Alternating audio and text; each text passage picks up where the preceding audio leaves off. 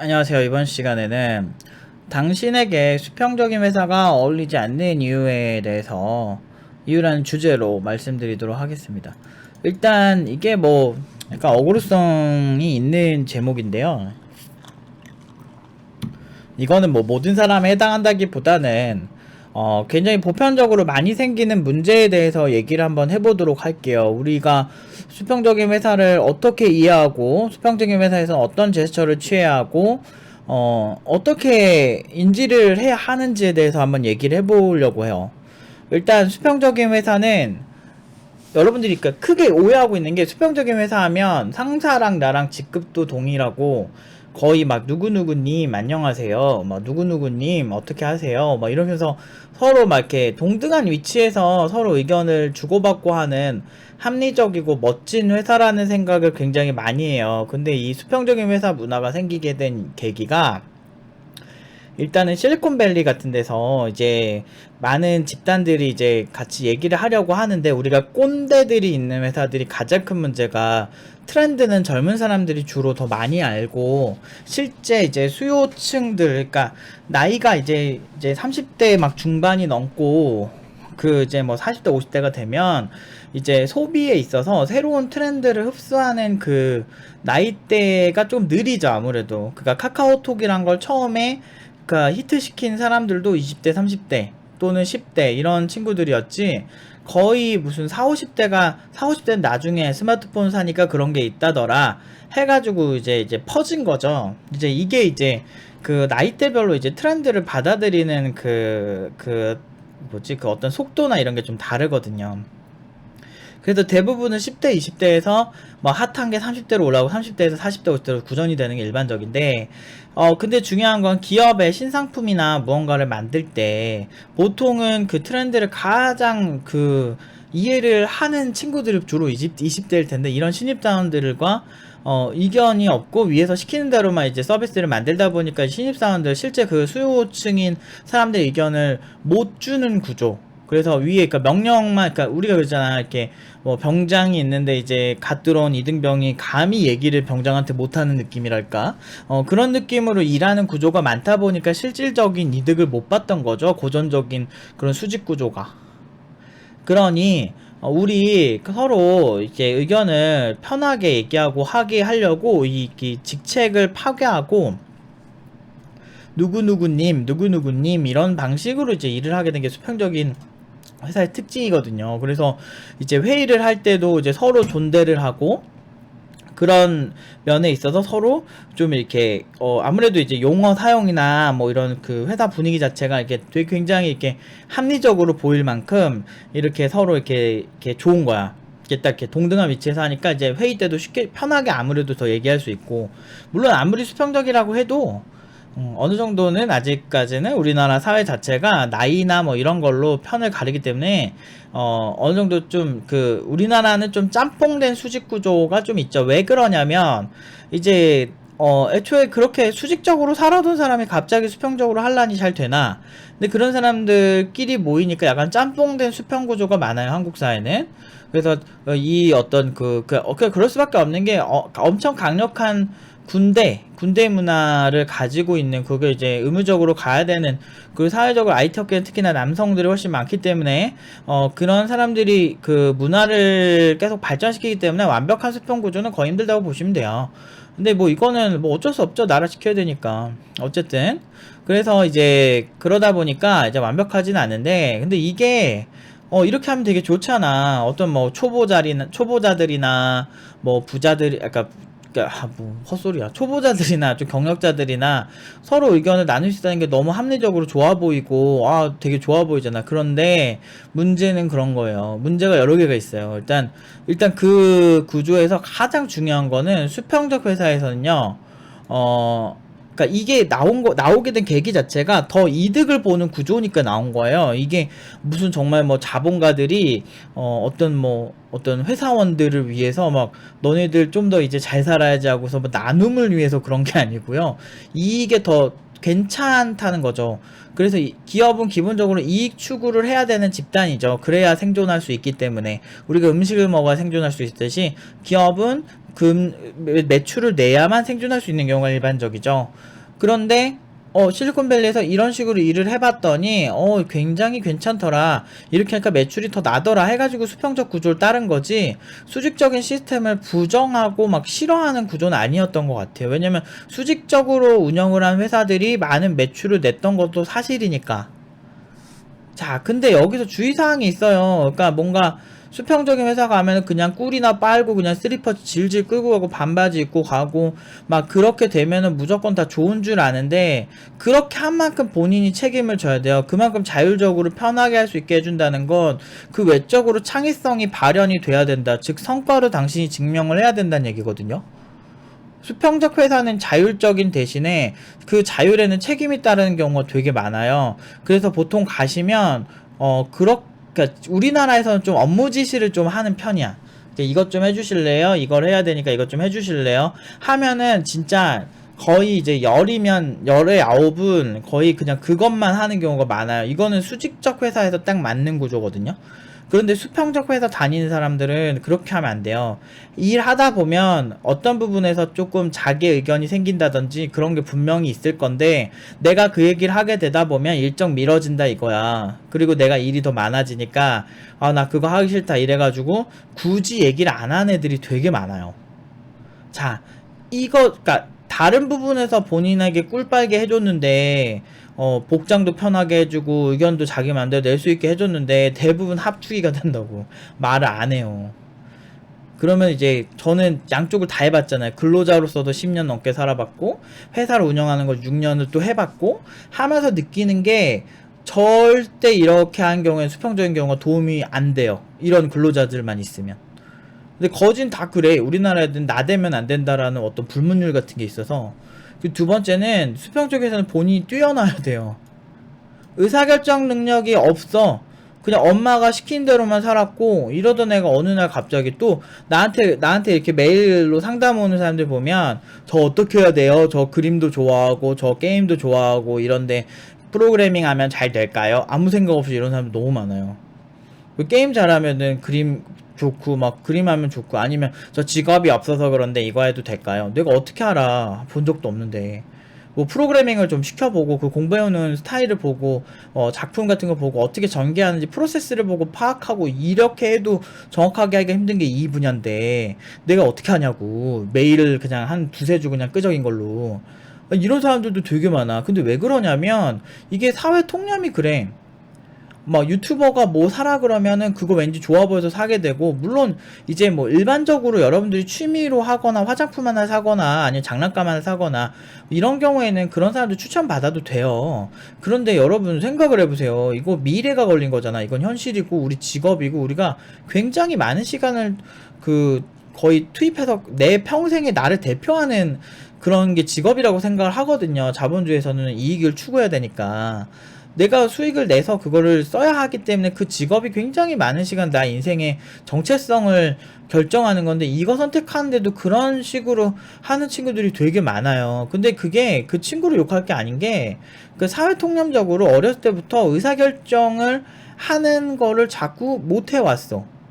그러니까 내가 의견을 내는 건 없어. 근데 이게 어떻게 보면 이기주의로 빠지는 거예요. 왜 이기주의로 빠지냐면, 나는 있잖아, 반바지 입고, 나는 슬리퍼 신고, 나는 저 부장한테 까라면 하기도 싫지도 않고, 하고 싶지도 않고, 내가 의견을 낼 수 있는 환경이 필요한데, 난 의견도 안 낼 거고, 나는 내가 창의성 발현도 안 시킬 거고, 나는 그냥 시키는 것만 할 거야. 이러면은, 본인 입장에서 다 꿀만 빠는 거잖아. 이런 사람들 많다니까? 그러니까, 이게 보면, 수평적 회사를 하려면 진짜 미국처럼 해야 돼. 걔네는 해고가 되게 편하잖아요. 대신에 잘하면 돈 많이 주고. 이런 문화가 되게 세다 보니까, 보면 제가 팀노바 할 때 아니면 오지 말고 안 맞으면은 여기 안 오셔도 되고, 우리의 정체성은 이렇고, 아님 말고요. 이런 사고가 의외로 서양 애들이 되게 많거든요. 이렇게 여행 같은 데 가보면, 이렇게 갑과 을이 없어. 걔네는. 그런 개념도 없을 뿐더러, 근데 그게 꼭 좋다라고 보기 힘들지만, 그니까 좀 이게 특히나 유럽에서 이런 경험이 많았는데, 유럽에서 좀 싸가지 없는 경우, 그러니까 특히 프랑스 같은 경우는 저는 좀 안 맞았는데, 거기 가면은 이제 어디 가면은 점원이 왕이에요. 거긴 근로자가 왕인 나라라서 막 그런 케이스의 이제 국가 같은 경우는 마치 그러니까 네가 아쉽지라는 식으로 오히려 손님이 더 의리되는 경우가 되게 많거든. 그래도 막 일부러 주문 우리 거 늦게 받아주고 막 이런 케이스도 되게 많고, 자기가 마음에 안 들면 그러면서, 그러니까 아님 말고 이게 되게 강해. 왜냐면은 우리나라 같은 경우는 근로자가 매출이 나야 그러니까 사장이 매출이 나야 근로자한테 월급을 주는 구조다 생각을 하는데, 이번에 그 코로나 사태로 보면 여러분 아시겠지만 프랑스 같은 경우는 근로자의 보호가 너무 강해요. 그래서 그 레스토랑이 망하든 회사가 망하든 결국에는 근로자는 엄청나게 보호를 많이 받기 때문에 상대적으로 이제 리스크를 이제 주로 이제 사업자들이 많이 감당을 하거든요. 그러니까 그러다 보니까 이제 뭐 나는 노 프라블럼 좀 뭐 있으면 노조 같은 거 되게 잘 만들고, 왜냐면 얘네가 역사 자체가 프랑스 혁명을 기반으로 해서 왕정을 끝냈잖아. 그래 버리니까 얘네가 보통이 아닌 거야. 이런 뭐 운동하고 이런 게 역사적인 거죠. 그래서 제가 사회심리학자 되게 존경하는 분 중에 하나가 구스타프 리봉이라고 하는 사람인데, 그 사람도 프랑스의 심리학자인데, 그 사람이 오죽하면 그 프랑스 혁명이 운동 가지고 그렇게 독서를 퍼부었겠어요. 군중심리학의 권위자인데. 그래서 팀노바에 대한 이제 커뮤니티에 그 예전에 뭐 근거 없는 뭐 이런 얘기들 같은 것도 그 사람 얘기로 그냥 해석하면 다 되더라고. 괜히 이렇게 지식인들이 괜히 지식인들이 아니라니까. 어쨌든 수평적 회사는 뛰어난 인재여야만 해요. 본인이 그 수동적 프로세스에 그냥 갇혀서 시키는 것만 할 거면 애초에 가면 안 돼요. 근데 이런 생각을 안 해. 대부분 나 대우받고 막 이러고만 싶어해. 나 지금 서로 누구누구님 이렇게 해주고 막 칼퇴근했으면 좋겠고. 수평적 회사는 보통 노터치예요. 터치하지 않아요, 그런 거에서. 그러니까 늦게 출근하도, 물론 탄력근무제인 경우가 더 많고 뭐 어떤 시간 갖고 막 쪼지 않아. 근데 그거는 본인이 능력이 뛰어날 때 얘기라니까. 그러니까 본인이 알아서 스스로 자기 스케줄링하고 자기 업무를 새로 만들어낼 수도 있고 막 그런 정도의 사람이면은 보통 이런 수평적인 회사가 잘 맞아요. 이게 마음에 안 들어서 알아서 하고, 나는 내 스타일이 있으니까 그것만 존중해주면 난 내 일에 한해서는 서로 약속된 회의 같은 거 제외하고는 내 스타일대로 하겠다, 이게 아니면. 근데 대부분은 뛰어나지 않다니까요. 아니면은 그렇게 되면 일을 스스로 찾아내야 되는데, 일을 스스로 찾아낸 능력 자체가 거의 없어. 내가 이제 회사에서 일해보면. 그래 버리니까 이런 애들은 그냥 수직 회사에서 그냥 시키는 것만 딱딱딱딱 하는 게 차라리 낫다 라고 생각이 들 때가 되게 많아요. 그러니까 되게 제한적이라고, 수평적인 회사에서 일해도 잘할 사람들은. 특히나 우리나라의 이 동아시아의 특유의 어떤 위에서 딱 얘기하면 딱 복종하는 이런 문화 있는 사람들은. 그러니까 이게 무시하는 게 아니고 실제로 해보면 그래요. 그래서 3번, 수평적인 회사는 능동적인 인재여야만 한다. 아까 말씀드렸죠. 넷플릭스는 하위 20%를 매년 자른다. 매년 자른대요. 매년 하위 20%를. 그게 뭐냐면 경각심을 느끼게 하는 거야. 대신에 얘네는 문화가 진짜 규칙을 만들면 안 되는 문화가 있어요. 그러니까 네 맘대로 해라 이거야. 일해야 되는 큰 주제만 있는 거고 나머지는 니들 맘대로 해라 라는 방식으로 일을 하는 거야.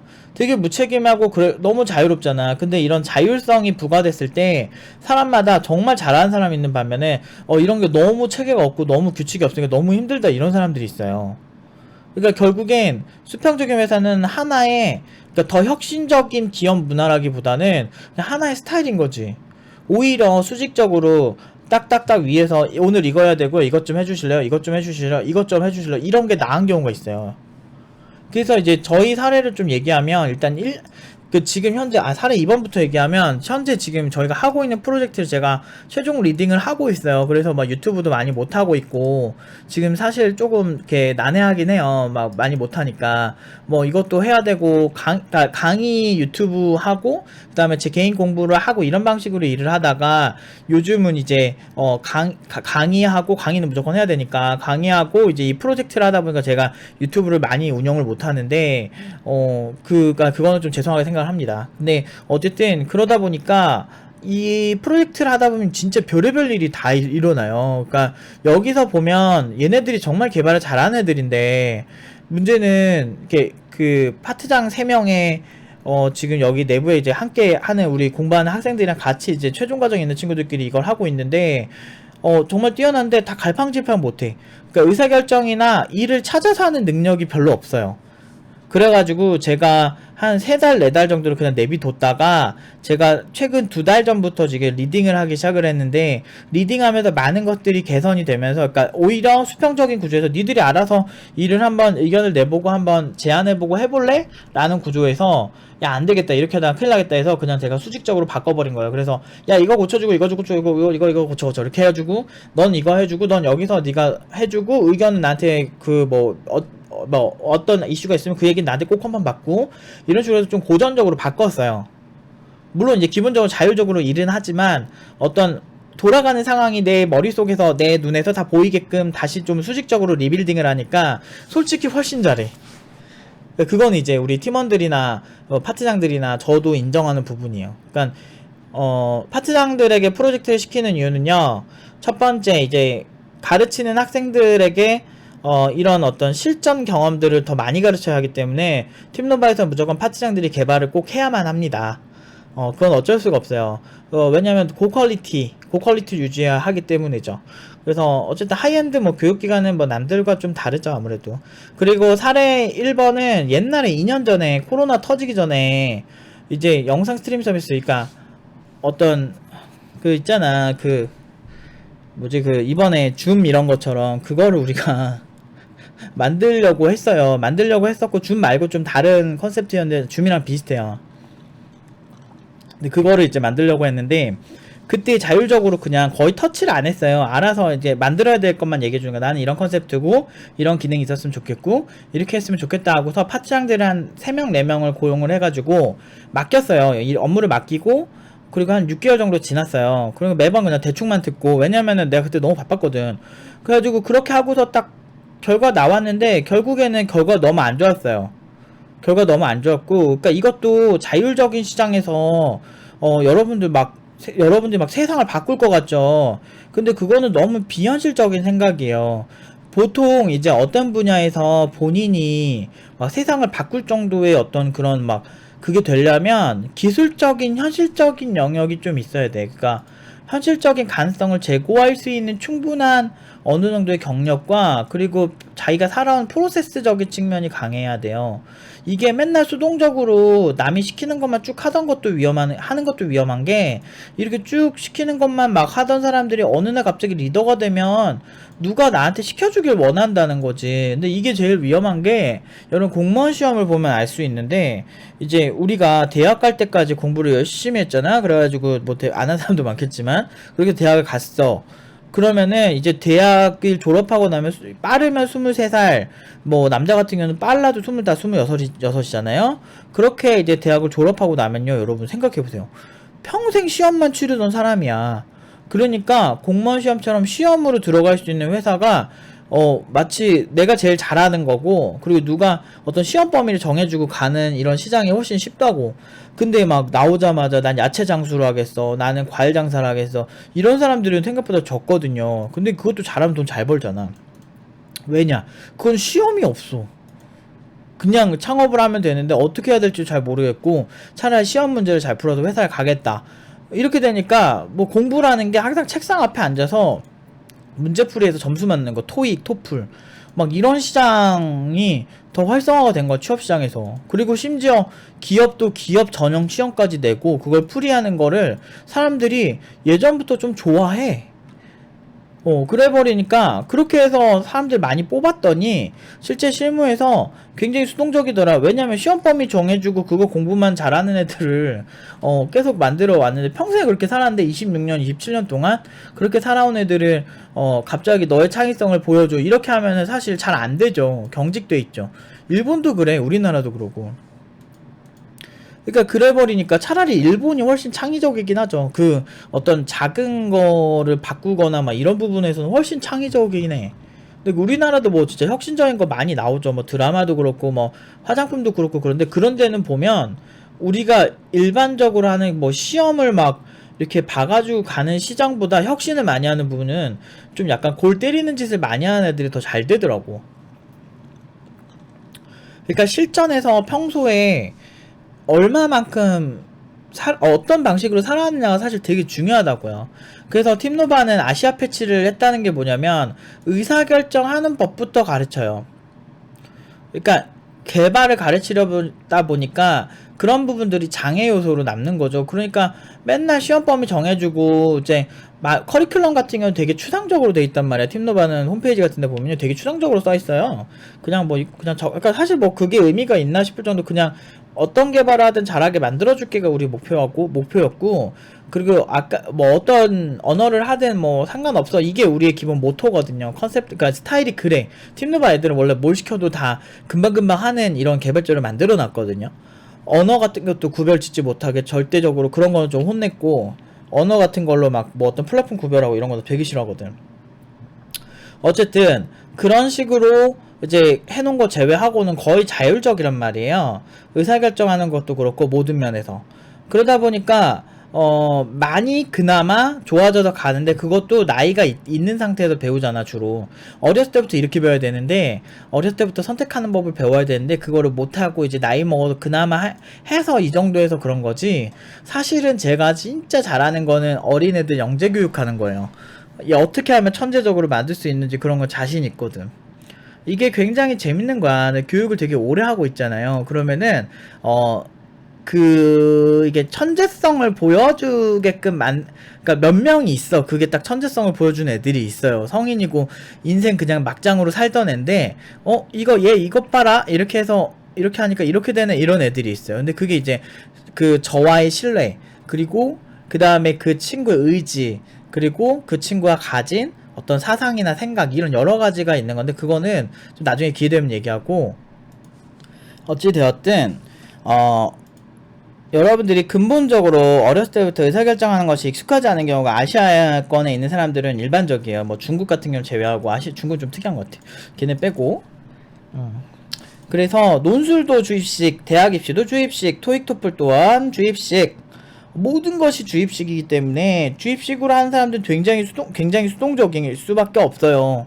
뭐 개 중에 안 그런 사람들도 있겠지만, 사실 저의 어린 시절을 좀 얘기하자면, 저는 어렸을 때 부모님이 엄마가 장사를 하셨고 아버지가 사업을 하셨기 때문에, 근데 뭐 집은 찢어지게 가난하긴 했지만 아무튼 되게 가난했어요. 가난해서 사실 고등학교 때 거의 못 갈 뻔한 적도 있었고, 그러니까 어떤 장학금을 못 받으면은 등록금을 못 낼 뻔한 그런 학기들도 있었어요. 다행히 이제 장학금을 받았기 때문에 그냥 공부를 못 하진 않았으니까. 근데 그래가지고 그냥 뭐 적당히 다니긴 했는데, 뭐 이런 거를 많이 겪으면서 제가 이제 일단 부모님 바쁘시기도 했고, 그리고 이제 집 자체가 약간 그런 거에서 되게 프리해요. 자기가 뭐 하고 싶은지에 대해서 제가 막내라서 그런지 몰라도 이제 누나들 때까지만 해도 좀 엄마가 어디 가야 되는데 이게 좀 있었는데, 나중에는 그냥 포기하시더라고. 알아서 뭐 하니까.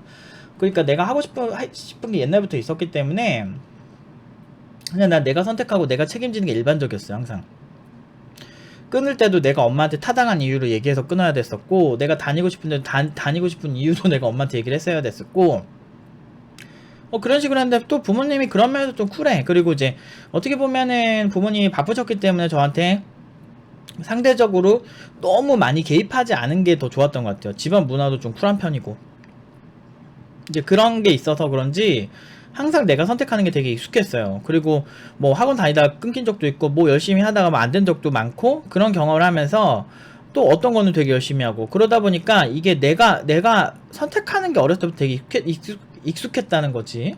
그러다 보니까 지금 20살 때도 제가 이제 처음에 했던 질문 중에 가장 컸던 질문이 뭐였냐면, 내가 지금 대학에 오긴 왔어. 왜냐면 이제 그거는 이제 부모님도 원했고, 저도 대학에서 도움닫기에서 좀 소프트웨어 개발자로 더 성장을 하고 싶었던 것도 있었기 때문에 대학을 갔는데, 사실 제가 그 전에 컴퓨터 학원을 어렸을 때부터 많이 다녔고, 그런 거에서 배우는 거에 대비 그렇게 특별하지 않더라. 그냥 결국에는 거기에 이제 교양 과목들이 오히려 신선했지 뭐. 그냥 그 정도 수준이다 보니까 이제 이거는 지금 내가 생각한 게 아니구나라고 해서 20살 때 한 학기 정도 다니고 바로 일을 했거든요. 한 학기 열심히 다녀보고 내린 판단은 그냥 이거는 사실 그전에도 내가 얼마든지 공부할 수 있는 수준의 그런 것들이었고, 사실상 뭐 선행이 된 것들을 주로 하다 보니까, 지금, 그러니까 왜냐면 저는 이제 대학 갈 때까지 10년 정도 공부를 했잖아요. 그러다 보니까 윈도우즈 개발도 어느 정도 할 줄 알았었고, 그리고 C랑 C++도 좀 할 줄 알았었고, 뭐 자바도 원래 조금 할 줄 알았었고, 잘하진 못했어도 그냥 다 할 줄 알았어요. 데이터베이스도 쓸 줄 알았었고, 막 그런 게 좀 있다 보니까, 그러니까 애지간한 거는 그냥 그랬어. 그냥 그 교수들도 솔직히 내 눈에는 못하는 사람 너무 보이고 그랬거든. 그래서 이제 그게 이제 딱 보다 보니까 이렇게 해서는 안 되겠다 싶은 생각이 확 들었어요. 그러면서 제가 일을 시작했고, 그렇게 뭐 이제 학교 다니면서 막 일도 하고 막 아무튼 엄청나게 정신 없었어. 근데 그렇게 살다가 한 3학년쯤 다니니까, 지금 이 학교를 졸업한다고 해서 뭐 학교를 비하하는 건 아니지만 뭐 인서울에 이펙트가 있는 명문대도 아니고 막 그런 학교를 졸업한다고 해서 의미가 있을까라는 생각이 들면서, 그냥 저는 엄마한테 가서 얘기했습니다. 난 그냥 자퇴하고 싶다. 차라리 이거 디지털 대학교로 차라리 간 다음에 그냥 회사에서 그냥 그거 그 영상 강의 같은 거 좀 틀어놓고 그럼 나 할 일하고 이런 게 훨씬 나을 것 같다. 왜냐면 내가 이미 2년에서 3년 정도 이제 일을 해보면서 그 느낀 게 있잖아요. 그러니까 IT 업계에서 중요한 건 본질은 그게 아니구나라는 거를 벌써 느낀 거야. 결국엔 내가 잘하고 그러면 알아서 뭐 크게 없겠더라고. 왜냐면 내가 누군가를 뽑을 때도 보면 알겠는데, 사실 뭐 고졸이라도 그냥 잘한 사람이 좋은 거지, 박사하겠다는데 진짜 멍청한 사람도 많아요, 의외로. 여러분들. 그래서 그런 사람들 막 뽑아놓으면 겁나 답답하거든. 같이 일도 많이 해보고 한 얘기야. 그래서 그렇게 하느니 차라리 센스 있고 딱 뭔가 이렇게 주면은 이렇게 빠릿빠릿하게 하는 그 고졸들이 있어. 걔네는 근데 되게 잘해요. 돈도 잘 벌어 지금도. 나중에는 이제 뭐 독학사나 이런 걸로 나중에 학사를 따는 경우가 많긴 한데, 그래도 대부분 되게 일찍 현업을 시작하고 일찍 돈을 벌어요. 그래서 돈도 빨리 모아서 집도 샀어 걔는. 그러니까 그런 식으로 이제 막 그런 사람들이 많아요. 자기가 하고 싶은 게 있는데 빨리 하는 게 좋지. 아니 스포츠를 봐봐. 스포츠만 봐도 알겠지만 김연아 선수 이런 사람들 보면 세계 최고잖아요. 근데 그런 사람도 어렸을 때부터 하잖아. 근데 프로그래밍도 어렸을 때부터 잘하면은 엄청 좋아요. 그러니까 뭐 대부분은 이제 지금 직업 때문에 늦게 시작하는 경우가 많은데, 이런 것도 사실 어릴수록 좋지. 근데 사실 필드에서 어릴 때부터 일하는 게 나쁘지 않아요, 사실. 너무 나이 먹고 하는데도 좀 지치거든, 사실. 그러니까 여러분 40대 50대 됐을 때는 코딩 자체를 뭐 순수하게 하는 것도 멋은 있겠지만, 제가 봤을 때는 그 오랜 경험과 이런 걸로 그 문제 생길 만한 부분이나 어떤 그 사람을 컨트롤하는 능력이나 여러 가지 측면에서 그 노련미에서 나오는 그런 거, 그리고 깊이감 있는 그런 설계, 이런 걸로 나중에 이렇게 존중받고 살아야 되는 거지. 그 사실 코딩 자체는 보통은 단순 작업이거든. 생각을 구체화한 거지. 그러니까 건축가가 건축 설계를 하고 어떻게 할 건지 가능성을 제고하고, 이렇게 지으면 중력의 영향을 받아도 건물이 무너지지 않고 안정적일 것이다 라고 하는 데까지는 오랜 식견을 가진 사람들이 해야 했을 때 훨씬 안전한 곳이 맞고, 근데 실제로 건축을 지어내는 사람들은, 실무자들은 꼭 그 건축 설계자일 필요는 없잖아요. 근데 건축 설계자가 많이 벌어, 당장 짓는 사람들이 많이 벌어 하면 설계자들이 더 많이 버는 건 사실이거든. 결국엔 그게 더 어려운 거고, 그런 어려운 거에 갈 수 있게 하려면 일찍 하는 게 유리한 건 사실이지. 어쨌든 저는 어렸을 때부터 그런 의사결정 하는 거를 좀 빨리 했었고, 제가 책임지는 게 익숙하고, 이게 좀 서양에 있는 애들도 뭐 이런 경우가 워낙 많아서, 걔는 개인주의가 심하잖아요. 그러다 보니까 이제 이런 게 익숙한 것 같아요. 근데 저는 옛날부터 저 개인주의자라고 얘기를 하고 살던 사람이고, 그래서 나와 상대방의 어떤 그 상대방의 스타일도 존중하지만 내 스타일도 존중하는 거를 되게 중요하게 생각을 해요.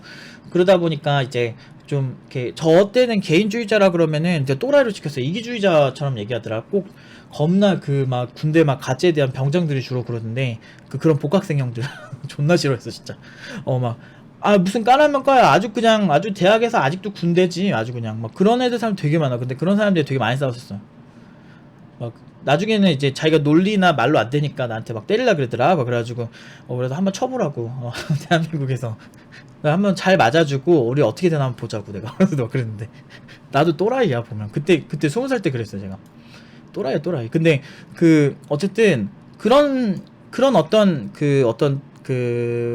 이제 이런 능동적인 의사결정 이런 거, 그리고 선택하고 내가 책임지는 거, 그러니까 누군가에게 선택을 대신해 주세요. 그러니까 유튜버들 보면은, 그러니까 저도 그런 거는 많이 보고 추천해 주는 걸 많이 좋아하긴 하는데, 뭐 저는 지성 타입인데 무슨 화장품을 추천해 주세요. 뭐 나는 뭔데 뭘 추천해 주세요. 막 이런 것들 사실 물론 이제 전문가들이 찍어주면 좋긴 한 건데, 너무 이런 방향으로 가는 거는 되게 안 좋아요. 특히나 딴 거 몰라도 내 직업에 있어서. 근데 이런 것도 좀 평소에 자기 취향대로 선택하는 거, 그리고 그 선택이 좋았는지 나빴는지 한번 생각도 해보는 거, 요런 능력이 사실은 되게 중요해요. 이런 거를 사고라고 하죠. 그래서 사고하는 법이 되게 중요하고, 그 사고하는 법이 중요하기 때문에 팀노바에서는 굉장히 중점적으로 두고 가르치는 거예요. 그래서 사실 팀노바는 코딩 교육을 한다기보다는 그냥 애들을 똑똑하게 만든다 라는 측면이 좀 강한 건 있어요. 왜냐하면 제가 아주 오래전부터 교육학이나 뭐 마케팅이나 경영학이나 뭐 심리학이나, 그리고 저는 천재학을 되게 좋아해요. 천재를 만들어내는 거. 왜냐면 타고나는 어떤 지능을 가지고 애초에 계급이 갈리는 게 되게 싫었어. 그럼 그걸 후천적으로 만든 집단이 어딘가라고 따져봤을 때 여러 가지 집단들이 있더라고요. 근데 그런 거에 대한 공부, 뭐 그리고 그걸 후천적으로 어떤 식으로 구체적으로 육성을 해왔는가 등등등 여러 가지를 이렇게 공부를 하다 보니까 종합적으로 나온 결론들이 있어요. 그래서 팀노바가 늘 말하는 슬로건 중 하나가 후천적 천재를 만든다라고 하잖아요. 사실 아주 어렸을 때부터 저를 만났으면은 천재 수준으로 만들 자신은 있어요. 근데 왜냐면 뇌가 발전한 시기고, 내가 어떻게 자극을 주는가에 따라서 뇌가 천차만별적으로 성장할 수 있는 아주 어린 시절, 성장기가 그래서 되게 중요한 건데, 근데 문제는 학부모들이 굉장히 힘들게 하더라. 그래가지고 제가 그 10대 교육은 우리 조카 한정으로 그냥 안 하려고 하는데, 근데 20대 치고도 많이 발전해요. 그래도 나이 먹었다고 아예 성장이 안 하는 거 아니니까. 근데 그래서 뭐 그런 식으로 하고는 있죠. 아무튼 쓸데없는 얘기 많이 했는데, 그래서 수평적 회사를 여러분들 가실 때는 항상 이런 생각을 가지고 가세요. 자율적으로 여러분들 풀어놓겠지만 여러분들 무언가는 해야 돼요. 진짜 나는 넷플릭스처럼 이렇게 하는 게 맞는 것 같은데, 우리나라는 그 법상 이렇게 자를 수가 없어. 정규직 그 노동자들이 막 들고 일어나. 보통 해고를 하려면 해고 사유가 명확해야 돼. 안 그러면 회사가 페널티를 받아요. 근데 해고할 만큼, 예를 들면 이렇게 지각을 뭐 자주 했다든지, 아니면은 이렇게 회사가 객관적으로 좀 문제가 생기는 포인트가 있어야 돼요. 아니면 상호 합의하에 이렇게 나가지 않는 이상, 그러니까 권고사직을 시키려면 이유가 있어야 된다는 거죠. 하여튼 그런 케이스가 훨씬 많아요. 그래서 근데 넷플릭스, 그러니까 미국은 그냥 묻지마 해고가 가능하니까. 근데 아이러니하게도 그렇게 하면은 막 노동자의 눈물 해가지고 막 이렇게 생각할 수 있는데, 보세요. 최고 수준의 노동자의 대우를 해주는 나라는 공산주의 사회주의 국가예요. 일단 해고가 없죠. 그리고 공무원도 해고가 거의 없죠. 이렇게 최고 수준의 어떤 그런 대우를 해줘요. 그리고 배급도 다 해주고 같이 생산해서 같이 나눠 먹기 때문에 어떤 그 해고라는 개념조차 없을 뿐더러 모든 노동자들, 그러니까 노동자를 기반으로 성장하는 게 공산주의 사회주의거든요. 그래서 애초에 마르크스가 이 공산주의 사회주의 이념을 만들 때도 그런 거예요. 그러니까 부자에 대한 어떤 노동자의 반발, 이런 측면에서 이걸 발전시킨 거거든요.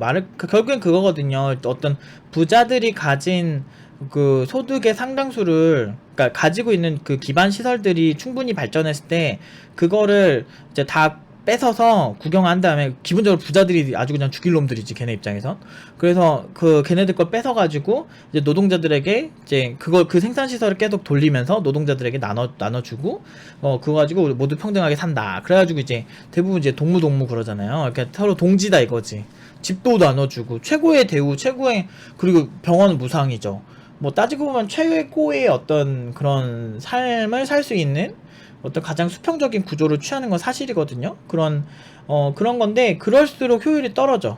제품들이 공장이나 뭐 이런 거 북한에서 생산한 거 별로 퀄리티 안 좋잖아요. 그리고 그러니까 공산주의 사회주의 국가들이 더 잘 못 사는 이유는 결국에는 이런 미국 극자본주의잖아요. 여기는 극단적인 자본주의를 취하니까 기업인들이 비생산적인 인력을 바로바로 자를 수 있는, 우리는 자를 수 없는 나라고 자를 수 있는 이런 국가를 만들어 놓으니까 오히려 기업 입장에서는 더 괜찮은 인재들을 더 빠르게 만들 수 있고, 그러다 보니까 넷플릭스는 매년 성장하고 있다. 근데 저런 시장에서 여러분들이라면 저런 시장에서 사업하고 싶지 않으시겠어요? 근데 나는 이런 해고 같은 것도 생각이 진짜 많은 게, 해고 당하면 막 눈물 흘리고 막 되게 그럴 것 같잖아. 근데 넷플릭스 들어갈 정도의 사람들이면요, 하위 20%래도 다른 회사 가면 또 잘하는 경우도 되게 많대요. 그러니까 그런 것들을 여러분들이 이렇게 다 고려를 해보면 자기에게 맞는 회사가 있는 거지, 정확히 말하면. 그래서 여러분 무조건 수평이어야 되고 무조건 수직적이어야 되고 이런 거는 아니에요. 수직적이어도 꼰대 같지 않은 회사가 있을 수도 있거든요. 있어요. 그런 회사 있습니다. 근데 많지 않아서 그렇지. 꼰대스럽거나 좀 약간 그런 건 문제일 수 있어도 좀 회사 타입별로는 무조건 수평이 좋은 건 아니다, 이런 얘기를 하고 싶었어요. 그러니까 실제로 해보니까 팀노바에서 프로젝트 할 때는 그냥 제가 어떤 많은 경험으로 이렇게 모든 걸 리딩을 하는 게 훨씬 효과적이긴 하더라고요. 그리고 교육할 때도 수평적으로 학생들의 자율에 모든 걸 맡기기보다는 제가 많이 개입을 할 때가 결과가 더 좋은 건 사실이더라고요. 그래서 열심히 살고 있습니다. 무슨 얘기를 35분 동안 떠들었는지 모르겠으나 힘드네요. 아무튼 오래간만에 또 열을 냈는데, 여러분들이 이제 회사의 정의를 좀 다양하게 가져가고, 제가 이런 영상을 찍는 가장 큰 이유는 이제 여러분들에게 뭔가 던지고 싶어요. 그러니까 복잡하잖아, 인생. 복잡하고 뭐 같고 진짜 막 그러잖아요. 그런데 이렇게 생각하는 게 익숙해져야 돼. 무슨 얘기인지 알겠어요? 수평적인 회사 같은 데를 지향하신다면. 그리고 수평적인 회사에서 있으면 창의성이 증대될 확률이 높죠. 대신에 책임감도 있어야 된다 이거야. 근데 이렇게 되려면 여러분들 결국에는 생각하는 능력이 필요해. 옛날에 막 웅진 같은 막 대기업에서 웅진 싱크빅 막 이렇게 해가지고 크게 생각하라 막 이렇게 하고 생각을 강조하잖아. 창의력 교육 막 이렇게 하는 게 괜히 그런 게 아니에요. 오히려 어린이들의 창의성보다 일할 때 창의성이 훨씬 중요하기 때문에 그 일하면서 나오는 창의성을 길러야 되는데, 그런 거를 잘 소화를 하려면 여러분들 확실히 머리 근육을 키워야 된다. 그래서 뇌는 쓰면 쓸수록 어느 정도 발전을 할 수밖에 없는 구조를 갖고 있거든요. 그렇기 때문에 여러분들이 이렇게 머리 쓰는 사고를 늘리려고 해야 된다. 그래서 이런 거 던지고 싶었어요. 그래서 여러분들이 생각해보고, 여러분들이 이게 잘 맞는 회사는 무엇이고, 여러분들은 어떤 걸 지향하는지 좀 생각을 좀 해보셨으면 좋겠어요. 이건 사실 소프트웨어 개발자만의 문제는 아니고 모든 사람들이 가질 문제죠. 아무튼 여기까지 할 테니까 여러분들 많이 생각해 보셨으면 좋겠습니다. 여기까지 하겠습니다.